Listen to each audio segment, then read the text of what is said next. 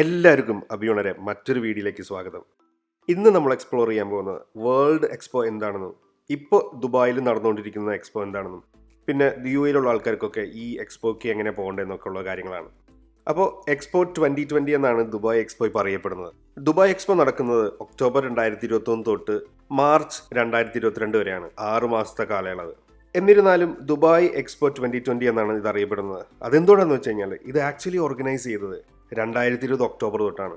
പക്ഷേ ഈ കൊറോണയൊക്കെ കാരണം കൊണ്ട് അത് പോസ്റ്റ്പോൺ ചെയ്ത് 2021 പോലും ഇതിൻ്റെ ഓർഗനൈസേഴ്സ് ഇതിൻ്റെ ഒരു ബ്രാൻഡിങ്ങിനും മാർക്കറ്റിങ്ങിനൊക്കെ വേണ്ടി എക്സ്പോ 2020 എന്ന് തന്നെ നിലനിർത്തി. ഇപ്പോൾ എന്താണ് ഈ എക്സ്പോ?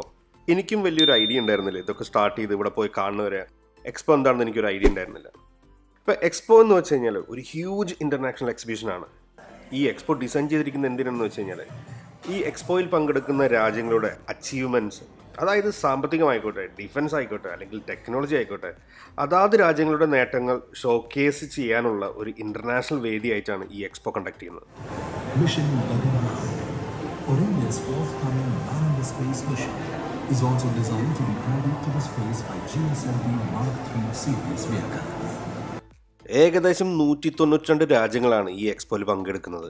അതുകൊണ്ട് തന്നെ ഒരു തറോ സെക്യൂരിറ്റി ചെക്ക് കഴിഞ്ഞിട്ടാണ് നമ്മൾ ഇതിനുള്ളിലേക്ക് കടത്തിവിടുന്നത്. അതുമാത്രമല്ല, നമ്മൾ ഈ കോവിഡിൻ്റെ വാക്സിനേഷൻ റെക്കോർഡും അവർ ചെക്ക് ചെയ്യുന്നുണ്ട്. ഏകദേശം 1083 ഏക്കറിലായിട്ട് ഓൾമോസ്റ്റ് 4.38 കിലോമീറ്റർ സ്ക്വയർ ഇൻഫ്രാസ്ട്രക്ചറാണ് ദുബായ് എക്സ്പോയ്ക്കുള്ളത്.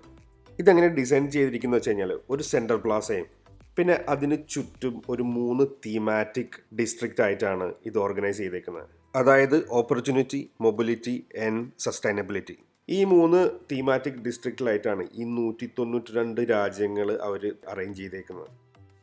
അപ്പോൾ ഇത്രയും വലിയൊരു സ്ഥലമായതുകൊണ്ടും ഒരുപാട് രാജ്യങ്ങളുടെ പവലിയൻ ഉള്ളതുകൊണ്ടും അവിടേക്ക് പോകുന്നതിന് മുമ്പ് എക്സ്പോ 2020 വെബ്സൈറ്റിൽ കയറി അവരുടെ ഒരു മാപ്പോ അല്ലെങ്കിൽ എക്സ്പോ 2020 ആപ്പ് ഡൗൺലോഡ് ചെയ്തിട്ട് അത് കംപ്ലീറ്റ് ഒന്ന് ചെക്ക് ചെയ്തിട്ട് പോവുകയാണെങ്കിൽ വളരെ നല്ലതായിരിക്കും. ഈ ഒരു ഇൻ്റർനാഷണൽ എക്സിബിഷന് എക്സ്പോ എന്നുള്ള പേര് വരാനുള്ള കാരണം എന്താണെന്ന് നമുക്ക് അടുത്തായിട്ട് നോക്കാം. ഇൻ്റർനാഷണൽ എക്സിബിഷൻ അല്ലെങ്കിൽ വേൾഡ് ഫെയർ എന്നുള്ളൊരു വാക്ക് US-ലാണ് ടിപ്പിക്കലി അത് ഉപയോഗിച്ച് വന്നിരുന്നത്. എന്നാൽ ഫ്രഞ്ചിൽ യൂണിവേഴ്സൽ എക്സിബിഷന് പറഞ്ഞിരുന്നത് എക്സ്പോസിഷൻ യൂണിവേഴ്സെല്ലെ എന്നാണ്. ഇതിൻ്റെ പ്രൊനൗൺസിയേഷൻ കറക്റ്റ് ആണോ എന്നറിയില്ല. ഈ എക്സ്പോസിഷൻ യൂണിവേഴ്സെല്ലിൽ നിന്നാണ് എക്സ്പോ എന്നുള്ളൊരു വാക്ക് ഉണ്ടായി വന്നത്. 1967 മുതലാണ് വേരിയസ് ലൊക്കേഷനുകളിൽ എക്സ്പോ എന്നുള്ളൊരു വാക്ക് യൂസ് ചെയ്ത് ഇങ്ങനത്തെ ഒരു എക്സിബിഷൻ സംഘടിപ്പിച്ച് തുടങ്ങിയത്. ഞാൻ എൻ്റെ ഫ്രണ്ട്സിൻ്റെ അടുക്കൊക്കെ സംസാരിച്ചപ്പോൾ ആർക്കും ഒരു വില തോന്നില്ല ഈ എക്സ്പോനെ പറ്റി. അത് ചിലപ്പോൾ തൊട്ടടുത്ത് നടക്കുന്നതുകൊണ്ടായിരിക്കും. എനിക്കും വലിയൊരു ഇമ്പോർട്ടൻസ് തോന്നിയിരുന്നില്ല ആദ്യം. പിന്നെ ഇതിനെപ്പറ്റി സെർച്ച് ചെയ്തപ്പോഴാണ് മനസ്സിലായത് ഒരുപാട് ഹിസ്റ്ററിയും ഇമ്പോർട്ടൻസും ഉള്ളൊരു സംഭവമാണ് ഈ എക്സ്പോ എന്ന് പറഞ്ഞത്. എന്ന് വെച്ചാൽ വലിയൊരു സംഭവം തന്നെയാണ് നമ്മൾ ഈ അടുത്ത് ദുബായി നടക്കുന്നത്. എക്സ്പോൻ്റെ ഹിസ്റ്ററി നോക്കുകയാണെങ്കിൽ 1791 അന്നത്തെ ബൊഹീമിയ, അതായത് ഇന്നത്തെ ചെക്ക് റിപ്പബ്ലിക്കിൽ വെച്ചിട്ടാണ് ആദ്യത്തെ ഇൻ്റർനാഷണൽ എക്സിബിഷൻ നടക്കുന്നതെങ്കിലും 1851 ലണ്ടനിലെ ക്രിസ്റ്റൽ പാലസിൽ വെച്ച് നടന്നിട്ടുള്ള എക്സിബിഷനാണ് ഫസ്റ്റ് എക്സ്പോ ആയിട്ട് കണക്കാക്കപ്പെടുന്നത്. ഇതിനുശേഷം ഒരുപാട് എക്സ്പോകൾ ലോകത്ത് നടന്നിട്ടുണ്ടെങ്കിലും അതൊന്നും ഒരു ഓർഗനൈസ്ഡ് ആയിരുന്നില്ല, ഒരു കറക്റ്റ് ഇൻ്റർവെല്ലായിരുന്നില്ല അത് നടന്നുകൊണ്ടിരുന്നത്. അങ്ങനെ ഇരിക്കുമ്പോഴാണ് 1928 പാരീസിൽ വെച്ചിട്ട് the Bureau International des Exposition അല്ലെങ്കിൽ ഇൻ്റർനാഷണൽ ബ്യൂറോ ഓഫ് എക്സ്പോസിഷൻസ് രൂപപ്പെടുന്നത്. 170 കൺട്രീസാണ് ഇപ്പോൾ അതിൽ മെമ്പർഷിപ്പ് ഉള്ളത്.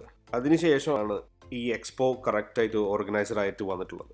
4 രാജ്യങ്ങളാണ് എക്സ്പോ 2020 വേണ്ടി മത്സരിച്ചത്: ബ്രസീൽ, UAE, റഷ്യ ആൻഡ് തുർക്കി. അങ്ങനെ 170 രാജ്യങ്ങളുടെ 116 വോട്ടോടുകൂടി ദുബായിനെ BIE 2020 എക്സ്പോയുടെ വേദിയായിട്ട് ചൂസ് ചെയ്യായിരുന്നു. 2013 നവംബർ 27 ഇത് തിരഞ്ഞെടുക്കപ്പെട്ടത്. അന്നോട്ട് ദുബായ് ഇതിൻ്റെ ഒരു ഇൻഫ്രാസ്ട്രക്ചറിൻ്റെ പണിപ്പുരയിലായിരുന്നു. ഒരുപാട് ഹിസ്റ്റോറിക്കൽ നിർമ്മിതികൾ എക്സ്പോയിട്ട് ബന്ധപ്പെട്ടിട്ട് നിർമ്മിച്ചിട്ടുണ്ട്. അതിൽ ഏറ്റവും ഫേമസ് 1889 ഫ്രാൻസിലെ എക്സ്പോയിൽ നിർമ്മിച്ച ഈഫൽ ടവറാണ്. പിന്നെ 1958 ബ്രസൽസിൽ നിർമ്മിച്ച അറ്റോമിയം, 1964 എക്സ്പോയിൽ നിർമ്മിച്ച ന്യൂയോർക്കിലെ യൂണിസ്ഫിയർ എന്നിങ്ങനെ ഒരുപാട് ഹിസ്റ്റോറിക്കൽ നിർമ്മിതികളുണ്ട്. ദുബായ് എക്സ്പോയിൽ ഓരോ രാജ്യത്തിനെയും അതിൻ്റേതായ പവലിയൻസ് ഉണ്ട്. അങ്ങനെ നമ്മൾ ആ രാജ്യത്തിൻ്റെ പവലിയനുള്ളിൽ കയറുമ്പോൾ അവിടുത്തെ സവിശേഷതകൾ ഉൾപ്പെട്ട എക്സിബിഷനും പിന്നെ അവിടുത്തെ ടെക്നോളജിയൊക്കെ അവിടെ പ്രദർശിപ്പിച്ചിട്ടുണ്ട്. എല്ലാം കഴിഞ്ഞ് പുറത്തിറങ്ങുമ്പോൾ ആ രാജ്യത്തിൻ്റെ തനതായ ഭക്ഷണം കിട്ടുന്ന കഫേകളും മാത്രമല്ല അവിടുത്തെ ഫുള്ള് സുവനീർ ഷോപ്പുകളും എല്ലാം ലഭ്യമാണ്.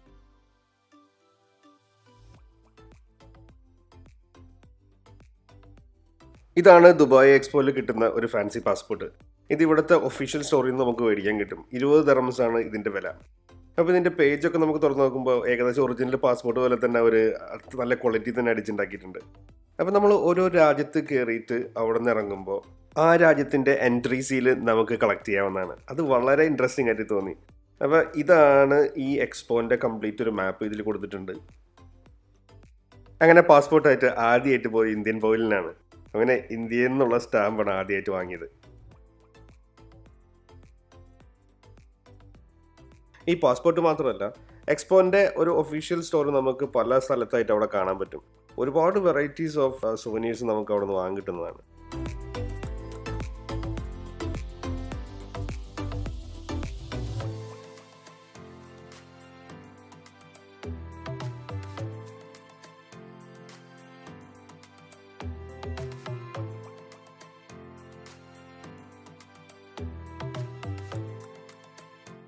അങ്ങനെ നമ്മളെല്ലാം കഴിഞ്ഞ് വന്ന വഴി കൂടെ തന്നെ തിരിച്ചിറങ്ങിക്കൊണ്ടിരിക്കുക.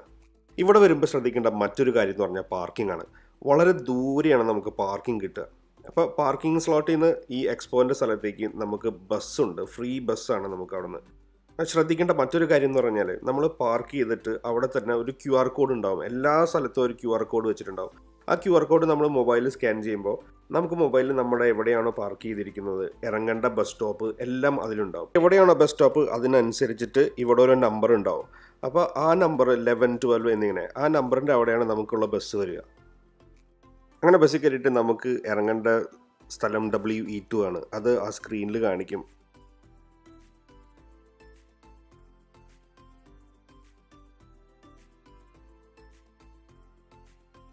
അപ്പോൾ ഇതാണ് എക്സ്പോനെ പറ്റിയുള്ളൊരു ഇൻട്രൊഡക്ഷൻ വീഡിയോ. ഇനി ഇവിടെ ഞങ്ങളുടെ എക്സ്പോൻ്റെ കുറച്ച് വീഡിയോസ് ഉണ്ടാവും.